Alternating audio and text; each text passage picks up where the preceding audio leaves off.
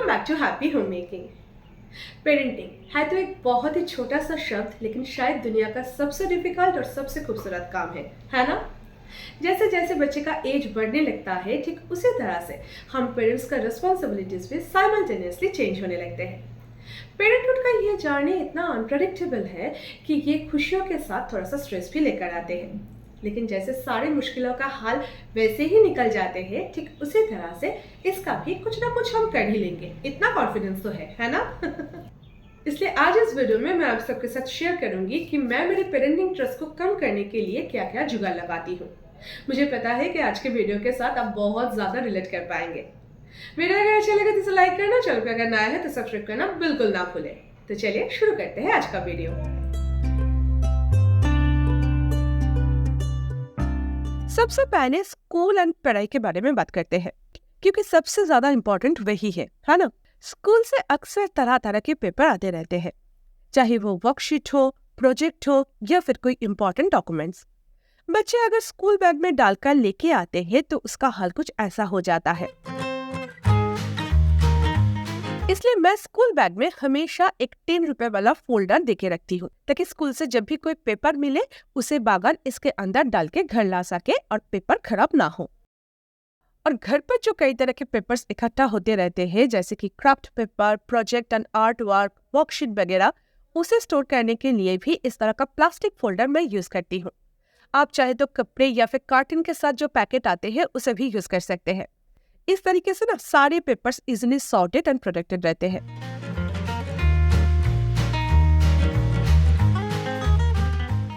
बच्चे का जो मार्कशीट, सर्टिफिकेट वगैरह होता है उसे पहले दिन से ही ऑर्गेनाइज करना शुरू करें।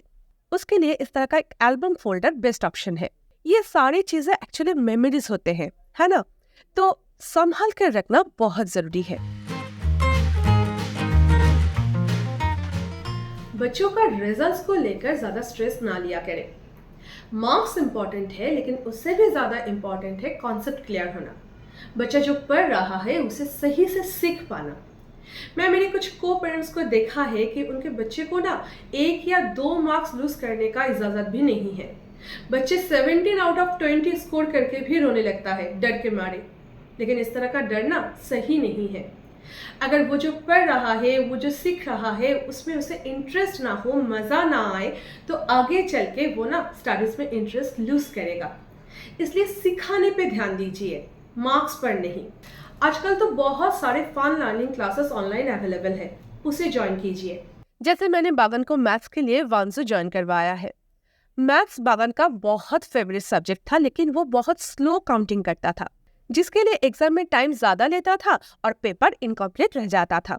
लेकिन वांसु ज्वाइन करने के बाद उसका ये परेशानी सॉल्व हुआ है। वांसु फोकस करते हैं फास्टेस्ट काउंटिंग मेथड्स पे। इस कोर्स को बनाया है world fastest human calculator mister Neelkantha Bhanu ने।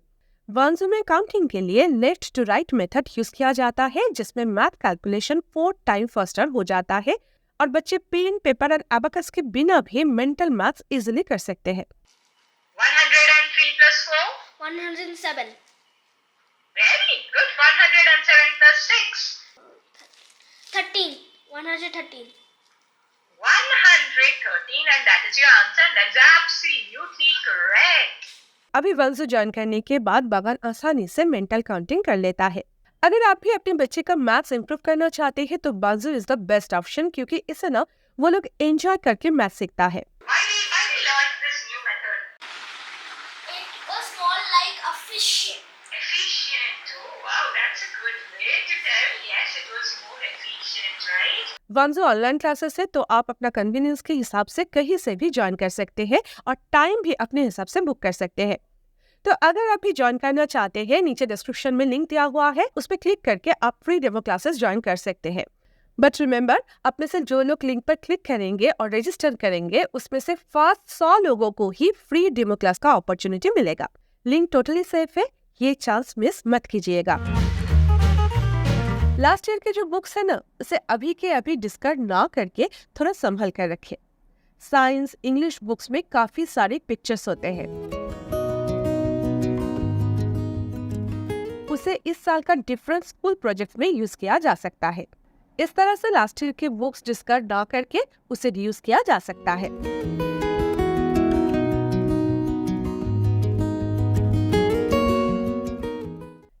तरह से लास्ट ईयर का वो सारे कॉपीज जिसमें ब्लैंक पेजेस रह गया है उसे भी ना फेंके।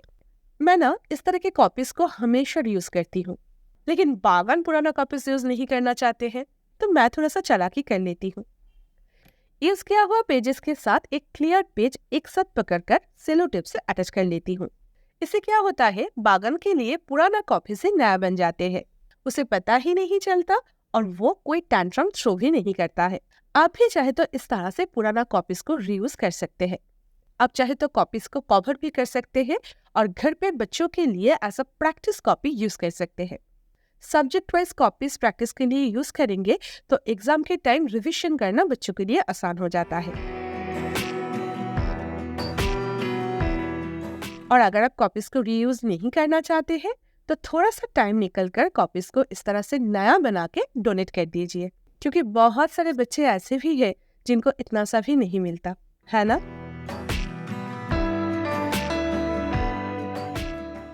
बच्चे का अगर प्रॉपर स्टडी टेबल ना हो तो बुक्स को ऑर्गेनाइज करना मुश्किल हो जाता है। बागन के लिए भी मैं सेम प्रॉब्लम फेस करती थी। बुक्स एंड कॉपीज को सेपरेटली ऑर्गेनाइज करने के लिए मैं इस तरह का एक सेक्शन स्टोरेज यूज करना स्टार्ट किया। बुक्स एंड कॉपीज को पहले कैटेगरी वाइज डिवाइड कर लिया, देन एक एक कंपार्टमेंट में एक एक टाइप के कॉपीज रख दिया। एक में बुक्स, एक में ड्राइंग कॉपीज, एक में होमवर्क कॉपीज, एक में क्लास वर्क कॉपीज। इस तरीके से मैं सब कुछ सेग्रीगेट करके रख दिया। अभी books and copies easily organised and segregated रहेगा और ये पार्टीशन के वजह से वो मिक्सअप नहीं हो जाएगा। मैंने इसे लेवल भी कर दिया ताकि बागन को इजिली पता चले कि कहाँ पे क्या रखना है। अभी आप इसे बच्चे के कन्वीनियंस के हिसाब से किसी भी वॉल शेल्फ पर स्टोर कर सकते हैं। बुक्स एंड कॉपीज सेग्रीगेटेड रहेगा, ऑर्गेनाइज्ड रहेगा और एक्सेस करना भी आसान होगा। कभी कभी क्या होता है, बच्चों का ट्यूशन टाइम हो जाता है या फिर स्टडी टाइम हो जाता है, लेकिन फिर भी वो फोन देखने लगता है, अपने दोस्तों के साथ खेलने लगता है ना। इस सिचुएशन में अगर आप उसे फोर्स करेंगे तो मार पिटाई, रोना धोना, ये सारे टैंट्रम तो आम बात है, होना ही है। तो इस सिचुएशन को ना आप थोड़ा टैक्टफुली कंट्रोल कर सकते हैं। पहले आप बताओ, मान लो आप कोई मूवी देख रहे हो या फिर कोई सीरीज देख रहे हो या फिर कुछ कर रहे हो अपने मन का, अपने पसंद का। इस बीच कोई आके आपको कुछ काम के लिए पूछे तो आप भी इरिटेटेड होते हो कि नहीं? होते हो ना। बच्चे के साथ भी सेम वैसा ही होता है।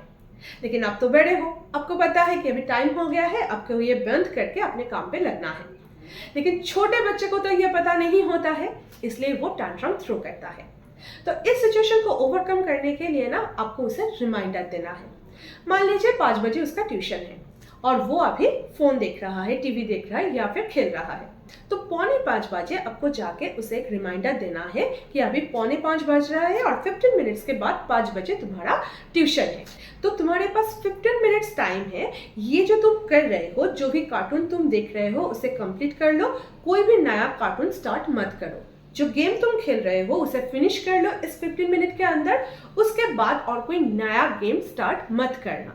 इससे क्या होगा, वो ना माइंड में प्रिपेयर हो जाएगा कि मेरे पास अब 15 मिनट है, ये 15 मिनट बाद जाके मुझे पढ़ना है या फिर ट्यूशन जाना है। बच्चे ये प्रोसेस को बहुत अच्छे से समझते हैं और अपने काम के लिए ना मन ही मन रेडी हो जाते हैं। ठीक है, ये ना एक ट्राइड एंड टेस्टेड मेथड है। मैं बागन के साथ हमेशा ऐसा करती हूँ और ये हमेशा काम करता है। वो कोई भी टेंशन नहीं थ्रो करता और मेरा काम आसानी से हो जाता है। तो अगर आप हमेशा इस तरह के प्रॉब्लम फेस करते रहते हो ना, तो ये ट्रिक को जरूर फॉलो करना, बहुत यूजफुल है। अगर आप अभी तक एक प्रिंटर में इन्वेस्ट नहीं किया है तो जरूर इन्वेस्ट करें। बच्चों का स्कूल के लिए जरूरी सारा प्रिंट आउट अब घर पर ही निकल सकते हैं। मैं HP का प्रिंटर यूज करती हूँ, लास्ट 10 साल से यूज कर रही हूँ और ट्रस्ट में ये काफी हैंडी होता है।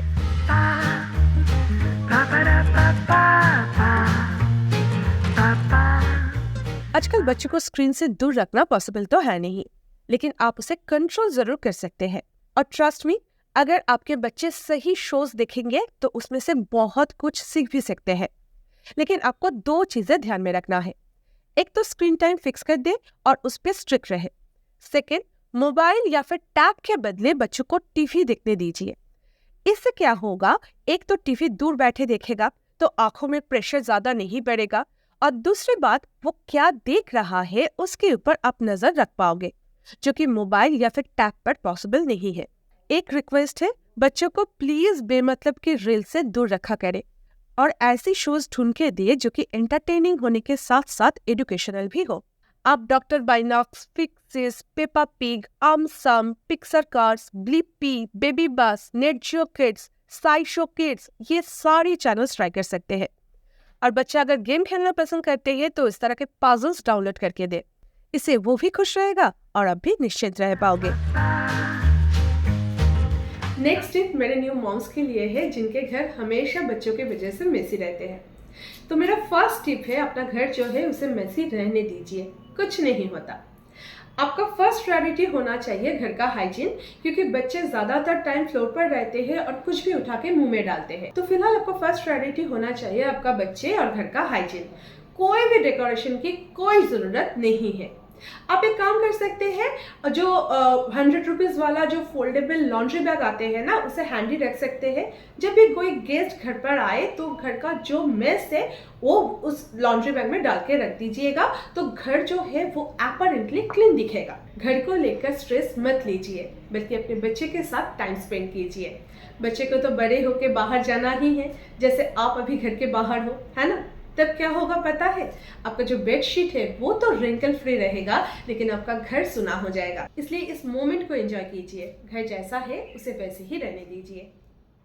नेक्स्ट जो प्रॉब्लम हम बहुत ज्यादा फेस करते हैं वो है बच्चों का कपड़े मैनेज करना। बच्चों का कपड़े स्टोर करना, उसे ऑर्गेनाइज रखना काफी चैलेंजिंग होता है। एक तो कपड़े बहुत सारे होते हैं और ऊपर से छोटा भी होता है, तो फोल्ड करके ऑर्गेनाइज करना, स्पेस मैनेज करना, सही ऑर्गेनाइजर ढूंढ पाना काफी मुश्किल होता है।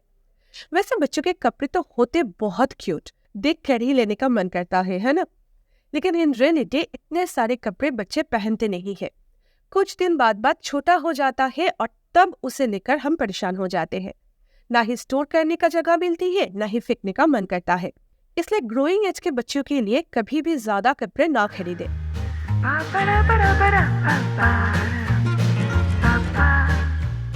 ट्राई करें हर एक किस्म का कपड़े उसके पास रहे, लेकिन वो डुप्लीकेट ना हो जाए।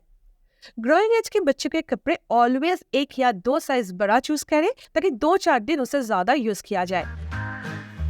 पार्टी वेयर क्लोथ्स जैसे कि शेरवानी, सूट वगैरह ज्यादा ना खरीद के कैजुअल शर्ट या टी शर्ट खरीदे, जो कि वो पार्टी में नया पहनने के बाद डेली भी यूज कर सके। गर्ल्स के लिए फ्रॉक या फिर स्कर्ट एंड जींस पे ज्यादा ध्यान दीजिए, गाउन या फिर डिजाइनर ड्रेसेस पे ज्यादा इन्वेस्ट ना करें। इससे कपड़े यूज होंगे, वार्डरोब में पड़े पड़े छोटा नहीं हो जाएगा। बच्चों के कपड़े स्टोर करने के लिए नॉर्मल हैंगर्स या फिर इस तरह के स्मॉल ऑर्गेनाइजर्स या फिर मल्टी लेयर हैंगर यूज किया जा सकता है। बच्चों का जो डेली घर में पहनने वाला कपड़े होते हैं ना, उसे स्टोर करने के लिए इस तरह का स्टोरेज क्यूब यूज कर सकते हैं। इससे छोटा छोटा कपड़े रोज फोल्ड करने की झंझट नहीं रहेगा।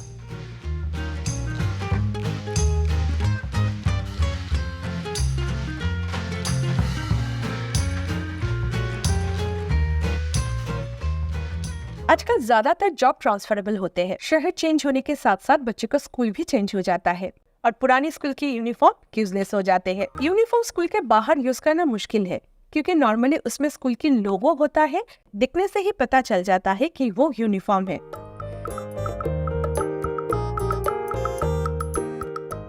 टी शर्ट या फिर शर्ट के ऊपर लोगो छुपाने के लिए आप इस तरह का पैचेस यूज कर सकते हैं।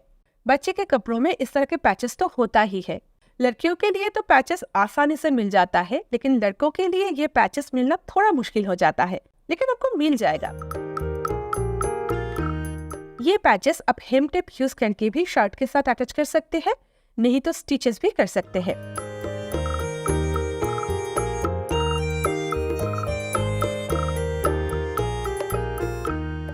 बच्चे नॉर्मली हाइपर एक्टिव होता है, तो उन लोगों का कपड़े इजिली फट भी जाता है। तो इस तरह का नया कपड़े डिस्कार्ड ना करके वो फटा हुआ पोर्शन में भी आप इस तरह का पैचेस लगा सकते हैं।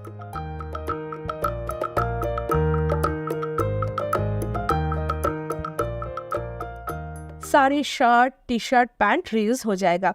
परेशान होने की कोई जरूरत नहीं है।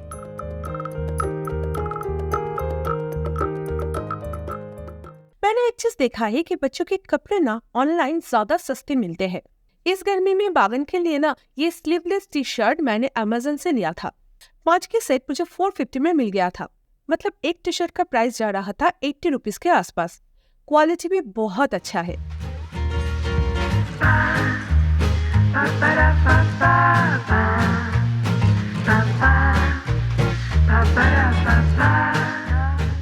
ये जॉगर जीन्स मैंने 600 में लिया था। बच्चों के कपड़े बहुत जल्द छोटा हो जाते हैं, तो बेटर है कि ब्रांडेड कपड़े ना खरीदे, ऑनलाइन ट्राई कर सकते हैं।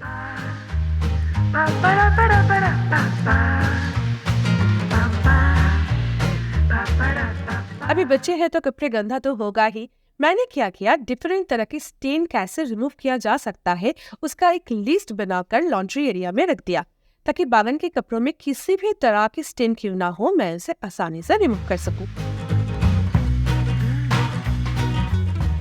हमें जब बच्चों को किसी गलत काम से रोकना होता है ना, तो हम सिर्फ उसे मना कर देते हैं कि ये मत करो, वो मत करो, विदाउट एनी एक्सप्लेनेशन। हमें लगता है कि ये तो छोटे बच्चे हैं, इन लोगों को क्या ही एक्सप्लेन करूं, है ना। हम बड़े हैं, हम माँ हैं, तो हम जो बोलेंगे उसे वो सुनना है। लेकिन ये ना बहुत ही गलत अप्रोच है। आप किसी चीज़ को क्यों मना कर रहे हो, अगर आप बच्चों को वो एक्सप्लेन करेंगे ना, तो वो बहुत अच्छे से उसे समझता है। मैंने देखा है बागन को, मैं जब भी किसी चीज़ को करने से सिर्फ मना करती हूँ ना, तो वो एक तरह से रिएक्ट करता है। और वही चीज़ अगर मैं उसे एक्सप्लेन करती हूँ कि मैं क्यों उसे मना कर रही हूँ, तो उसका रिएक्शन ना कुछ और ही होता है। और सिर्फ वही नहीं, वो अपने दोस्तों को जाके भी बोलता है कि ये मत करो, ये करने से ये होता है। तो ये चेंज देखकर ना मैंने जो किया है, मैंने उसको जो डांटने का जो मेरा तरीका है, जो अप्रोच है, उसे मैं थोड़ा सा चेंज किया है। और ये जो चेंज है ना, ये बागन का जो एटीट्यूड है उसके ऊपर एक बहुत ही पॉजिटिव इम्पैक्ट लाया है।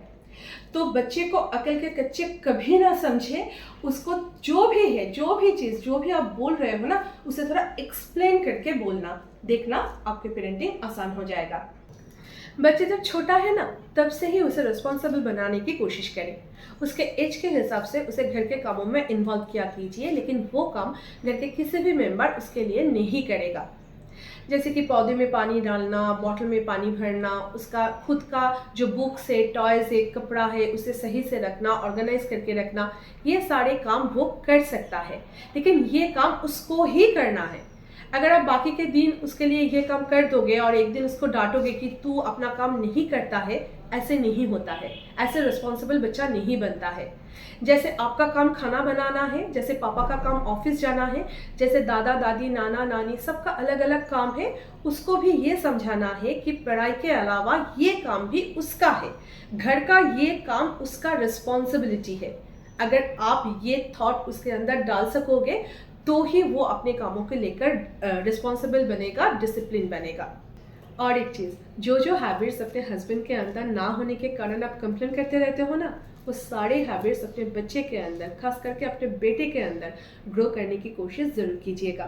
ये जो बच्चे का सोसाइटी को लेकर हम लड़कियाँ इतना परेशान रहते हैं ना, इसे सिर्फ हम चेंज कर सकते हैं। हम द मदर्स ऑफ बॉयज़, लड़कों की माएँ ही इसे चेंज कर सकते हैं। So if you want the change, be the change. इसके बारे में ज़रूर सोचिएगा। तो आज के लिए बस इतना ही। मेरे हिसाब से तो पेरेंटिंग इज़ ऑल अबाउट कुछ तुम भी कहो, कुछ मेरी सुनो। आपका बच्चे को क्रिटिसाइज करने के लिए बाहर पूरी दुनिया खड़ी है, आपको सिर्फ उसे सपोर्ट करना है। लेकिन हाँ, सही को सही बोलना और गलत को गलत बोलना कभी ना भूलें। आपको सिर्फ उसका दोस्त बनना है। अब देखना, वो आपसे कुछ नहीं छुपाएगा और आपके लिए भी पेरेंटिंग और भी आसान हो जाएगा। एनीवे, वीडियो अगर अच्छा लगे तो इसे लाइक करना और चैनल पे अगर नया है तो सब्सक्राइब करना बिल्कुल ना भूलें। मैं अमृत आपसे फिर मिलूंगी एक नए वीडियो के साथ next Sunday. Until then take care, lots of love from happy home making. Bye bye.